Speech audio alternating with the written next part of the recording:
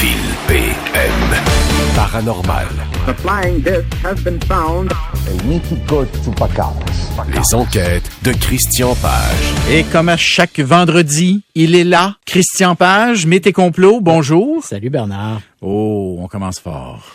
On commence avec une histoire assez sordide quand même, il faut l'avouer. Les exorcismes. Les exorcismes, mais cette fois, c'est un exorcisme qui a mal tourné. Il faut savoir, Bernard, que dans la littérature, on appelle ces exorcismes des exorcismes sauvages. Ce sont donc des gens qui s'improvisent exorcistes et qui vont tenter de libérer un sujet qu'ils croient être possédé du démon. Ça se fait bien sûr en marge de toute institution religieuse et ces gens-là, ils vont en fonction de leurs propres croyances. Et malheureusement, dans ces dérapages, il y a souvent des victimes, et dans le cas présent, c'est un petit garçon de 6 ans. Écoute, l'histoire est assez sordide, okay. Je la raconte. Oui, j'aurais dû prendre un ton plus posé d'abord pour lancer l'affaire. Là. On est le 26 septembre dernier, ça se passe sur une réserve des Premières Nations aux États-Unis, c'est la réserve de Pasquayaqui, ça se trouve en banlieue de Tucson, en Arizona. Et pour intervenir sur les réserves des Premières Nations, c'est surtout le FBI qui va intervenir, qui est la police fédérale, justement à cause du statut là, fédéral des réserves. Donc, ils reçoivent un appel. On est le 26 septembre dernier. On est en fin d'après-midi, début de soirée. Et donc, les policiers arrivent sur place. Ils arrivent au domicile d'un certain Pablo Martinez. C'est un homme de 31 ans. Lorsque les policiers arrivent là, l'homme est assis à l'extérieur de la maison avec sa compagne. OK, Pablo Martinez qui vit sur une réserve autochtone? Oui. Ça fait pas très autochtone, ouais, Pablo Martinez. Lui, il n'est pas autochtone. Okay. Son épouse, Madame Martinez, elle est autochtone. Ah, voilà. Elle est de la Première Nation Yaqui. Donc, ils vivent là. Les policiers arrivent sur place. L'homme ne pose pas de résistance. Lorsque les policiers arrivent, ils demandent ce qui se passe. La dame indique « Demandez à mon mari ». Et là, lui, il lève les mains en disant « Je l'ai fait ». Donc, on le menotte et on essaie de comprendre ce qui s'est passé. Et tu vas voir, Bernard, l'histoire est assez sordide. Depuis 2 semaines, les Martinez ont des enfants et ils ont un petit garçon de 6 ans.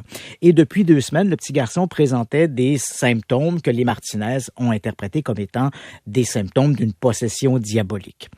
Alors, ce jour-là, en fin d'après-midi, M. Martinez a accepté de donner le bain à son petit garçon de 6 ans, qui est identifié uniquement par ses initiales sur le communiqué de la police. Donc, il décide de donner le bain au petit garçon et à un autre petit garçon de 4 ans qui se trouve dans le domicile des Martinez, dont les Martinez ont la garde cet après-midi-là. Donc, alors que tout ça se passe, M. Martinez s'enferme dans la salle de bain avec son fils de 6 ans, le garçon qui est à leur charge, et Mme Martinez, elle, s'affaire dans la cuisine à préparer le repas du soir. Et là, soudain, elle entend un brouhaha, elle entend un enfant qui marche qui sort de la salle de bain en trombe en pleurant, elle entend le bruit de la porte de la salle de bain, donc qui se referme avec le bruit du verrou que l'on place. Alors, Madame Martinez est étonnée, elle se dirige, frappe à la porte. Elle entend du bruit dans la salle de bain, mais son mari refuse de lui répondre. Elle frappe dans la porte, finalement, elle réussit à entrer. Et là, il y a son mari, écoute, c'est sordide, là, Bernard. Le mari tient l'enfant de 6 ans sous le robinet d'eau chaude dans la salle de bain. Le robinet est ouvert à son maximum. Et là, tu as le débit d'eau qui coule dans le visage de l'enfant. Et il est en train de le brûler vif. Voilà. Et là, évidemment, l'enfant se débat. C'est la noyade à la Guantanamo, là. Mais là, en pire, parce que tu as un bambin de 6 ans. Donc, il le maintient. Elle essaie de raisonner son mari. Il dit non, je dois le faire. Alors que l'enfant, évidemment, se débat. Et là, voyant qu'elle n'arrivait pas à raisonner l'homme, elle retourne dans la cuisine, téléphone d'abord au pasteur, ça ne répond pas. Elle téléphone au 911. Personnellement, j'aurais téléphoné le 911 en premier, mais bon, bref. Finalement, elle rejoint les autorités qui arrivent en trombe à la résidence. Lorsque les policiers arrivent sur place, ils entrent dans la maison. Le petit garçon de 6 ans est dans la chambre à coucher, il est sur le lit, il est nu, il est décédé à ce moment-là, il ne respire plus. Les policiers vont tenter de le ranimer, malheureusement sans succès. On l'envoie à l'hôpital où on va constater qu'il a des blessures, en fait des brûlures sur 15% de son corps, notamment à la tête, sur les avant-bras et sur les coudes. Et tu l'as compris, c'est occasionné principalement par l'eau bouillante du robinet. Et là, M. Martinez n'offre aucune résistance, il est arrêté. Et là, il explique aux autorités qu'il est persuadé que son fils était possédé par une entité et que ses comportements, donc, confirment son épouse. Effectivement, depuis une semaine, l'enfant présentait des symptômes. Ben oui, mais il était malade, le pauvre. Voilà, donc on peut... Amène-le voir un médecin. Tu as tout compris, donc on l'amène voir un médecin ou un pédopsychiatre pour essayer de comprendre ses comportements. Mais bon, lui a conclu qu'il devait s'agir d'une possession diabolique et pour lui, le seul moyen était de gaver finalement l'enfant d'eau bouillante dans l'espoir de le libérer de cet esprit malfaisant qui l'habitait. Mais là, tu nous racontes ça, là. Parce que ce n'est truc. Pas anecdotique, justement. Non, ce n'est pas anecdotique. Chaque année, des dizaines, sinon des centaines de personnes décèdent dans des situations comme celle-là, ce qu'on appelle ces exorcismes sauvages. Ce n'est qu'un de plus, donc il faut faire très attention à ça. Mais est-ce que c'est des gens qui ont des problèmes de santé mentale ou est-ce que c'est des gens qui sont animés par des espèces de convictions religieuses? Ce sont des gens qui sont animés par des convictions religieuses. Écoute, je voulais simplement te citer, là on est le 26 septembre, déjà au début du mois de septembre, à Talouine, qui se trouve au Maroc, là, désolé si le nom est mal prononcé, là, Talouine. Et là, on a une jeune femme d'une 20aine d'années qui, elle aussi, dont les parents jugeaient qu'elle était possédée par le démon. Donc, on a fait venir un prêtre exorciste qui s'appelle un fqi dans l'islam. Il a tenté d'exorciser la jeune femme qui s'est soldée malheureusement par le décès. Qu'est-ce qu'il lui a fait, lui? On ne sait pas. Les autorités n'ont pas communiqué d'informations sur les sévices qui ont été imposés à la jeune femme, mais ça s'est malheureusement soldé par le décès. Le prêtre exorciste, l'imam s'est présenté lui-même au service de la gendarmerie locale. Il s'est constitué prisonnier, reconnaissant qu'il avait procédé à ce rituel d'exorcisme. La jeune femme, évidemment, dans l'islam, on n'est pas possédé par un démon, mais on est possédé par des djinns. Donc, lui croyait que la jeune femme et les parents de la jeune femme croyaient qu'elle était possédée par des djinns. Ils ont donc procédé à cet exorcisme sauvage qui s'est soldé malheureusement par le décès de la jeune femme. Donc, celui aux États-Unis, c'est un qui s'est produit là le 26 septembre, qui retient l'attention. Mais crois-moi, Bernard, il y en aura un autre le mois prochain et le mois suivant et l'autre mois suivant. Mais comment tu peux contrer ça?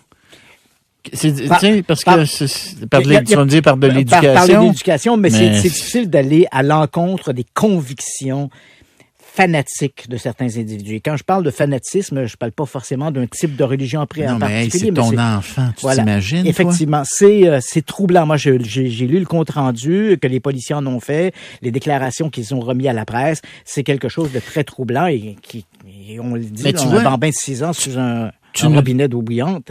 Tu nous as dit que la maman avait appelé le pasteur, c'est ça? D'abord le pasteur. Bon.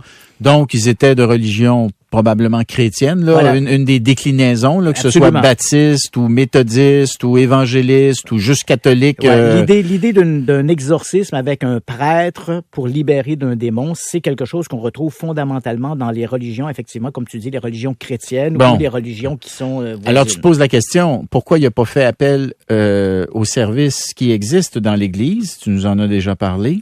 Peut-être que dans cette région des États-Unis, peut-être qu'il n'y a pas de prêtre exorciste. On présume là, que c'était une religion où il y a un service dédié à l'exorcisme. On peut se retrouver dans un groupe religieux plus fondamentaliste, donc qui fonctionne en marge de l'Église elle-même, de l'institution. Ouais. Mais on voit que ces gens, le fait que la dame a immédiatement tenté de rejoindre le pasteur, on peut supposer qu'elle l'avait déjà confié au pasteur au cours des jours précédents, que les comportements de l'enfant semblaient être anormaux ou marginaux.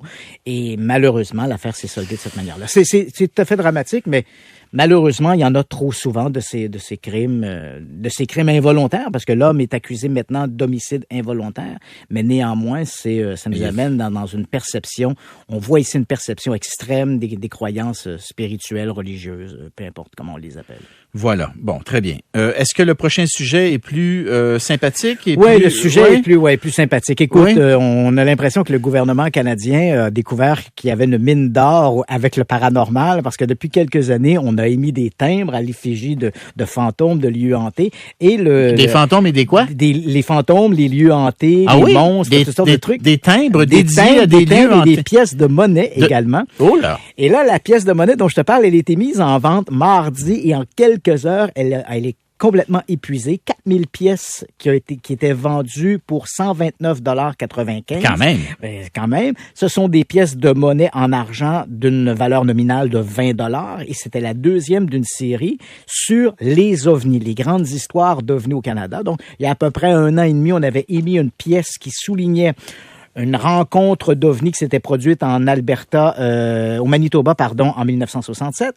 Et là, cette fois, l'événement dont on a voulu souligner par une pièce de monnaie qui, comme je l'ai mentionné, c'est vendu en quelques heures à peine, c'est un événement qui s'est produit le 4 octobre 1967. Et écoute, on est aujourd'hui vendredi 4 octobre.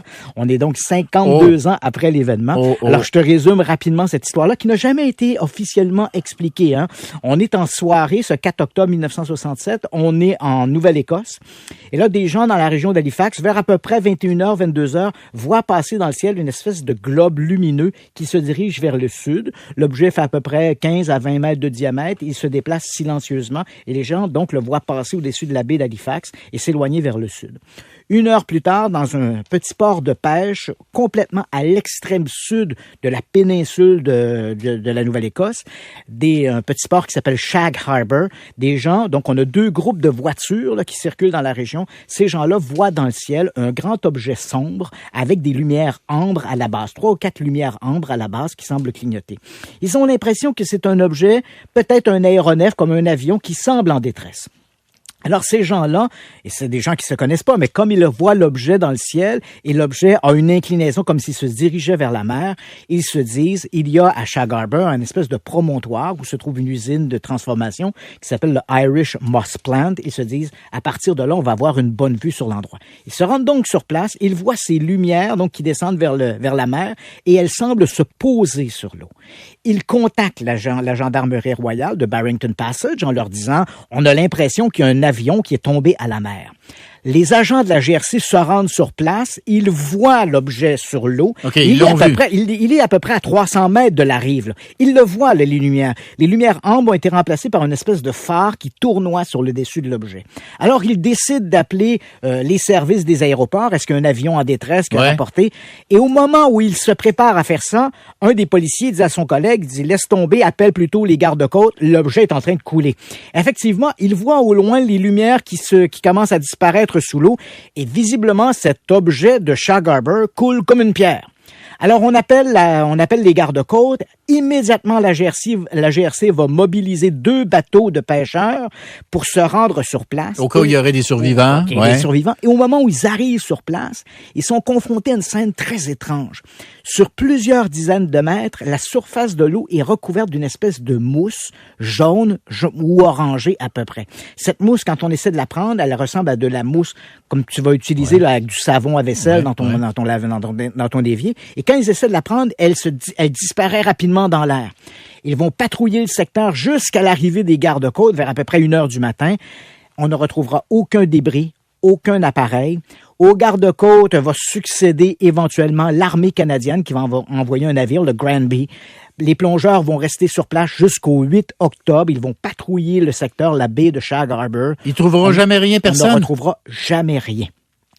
Il ne fait aucun doute que ce soir-là, il s'est passé quelque chose est tombé dans la baie de Shag Harbour. On a des dizaines de témoins. Les agents de la GRC le regardaient aux jumelles, ils le voyaient, ils pouvaient le commenter ce qui se passait.